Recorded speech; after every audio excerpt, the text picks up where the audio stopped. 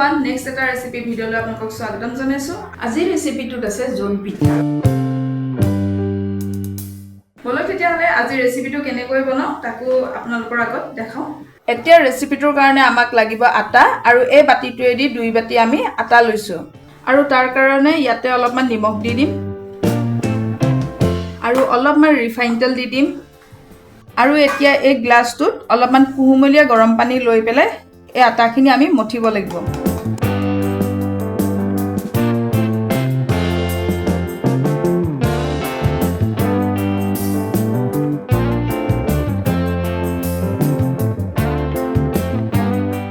এতিয়া চাব পাৰে আমাৰ আটাটো মঠা হৈ গৈছে আৰু এটো 10 মিনিটৰ কাৰণে আমি ৰেষ্ট দিম।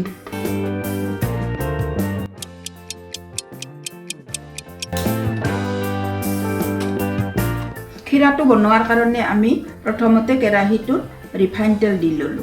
খিৰাটো বনোৱাৰ কাৰণে আমি এবাটি চুজি দি ললো। চুজিখিনি অলপ ভজা যোৱাত আমি ইয়াতে শুকান নাৰিকলৰ গুড়ি 2 চামুচ দি লম। চুজি আৰু নাৰিকলৰ গুড়ি ভজা যোৱাত আমি ইয়াতে 1 চামুচ জখাত ঘি দি ললো।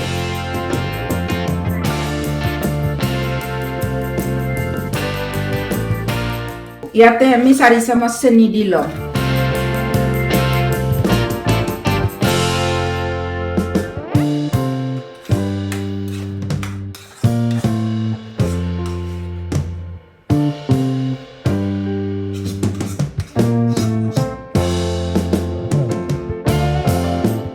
আৰু এতিয়া 10 মিনিট হৈ গৈছে আৰু 10 মিনিটৰ পাছত আমাৰ আটাটো বহুত ধুনীয়া কোমল হৈ গৈছে আৰু এতিয়া বনাব পৰা হৈ গৈছে।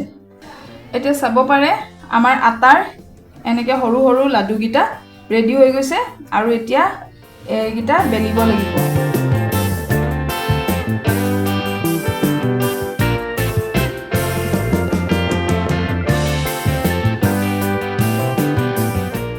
ৰুটি কেইখন বেলা হ'ল। ইয়াতে অলপ অলপ কৰি আমি খিৰা লৈ পিঠাৰ শেপটো বনাই দিম।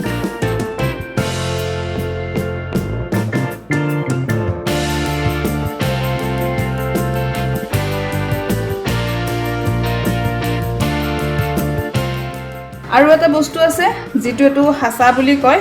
এটো এনেকৈ পিঠা বনোৱাই হয়। আপোনালোকৰ সকলোৰে ঘৰে ঘৰে কিজানি এনেকুৱাটো আছে। আৰু এটোত কেনেকৈ বনাই মই আপোনালোকক বনাই পেলাই দেখাই আছো। এটো জোৰকে এনেকৈ কৰি দিলে যিখিনি উলাই আহে সেই বাহিৰত উলাই আহাখিনি ধুনীয়াকৈ এনেকৈ অতৰাই দিয়াৰ পাছত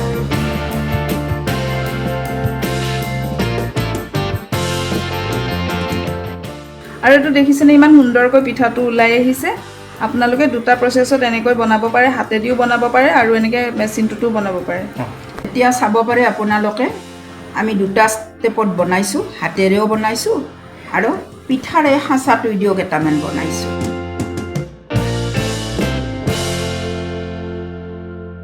এতিয়া আমি গেছত এখন পেন দি লৈছো আৰু তাতে ৰিফাইন তেল দিব লাগিব।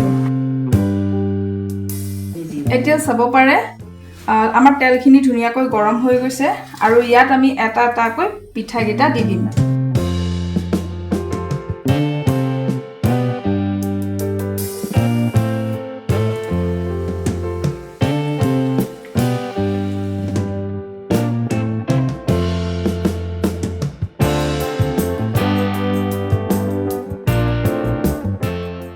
এতিয়া চাব পাৰে আমাৰ পিঠাকেইটা ধুনীয়া ৰংচুৱা হৈছে আৰু এতিয়া আমাৰ পিঠাকেইটা নমাব পৰা হৈ গ'ল।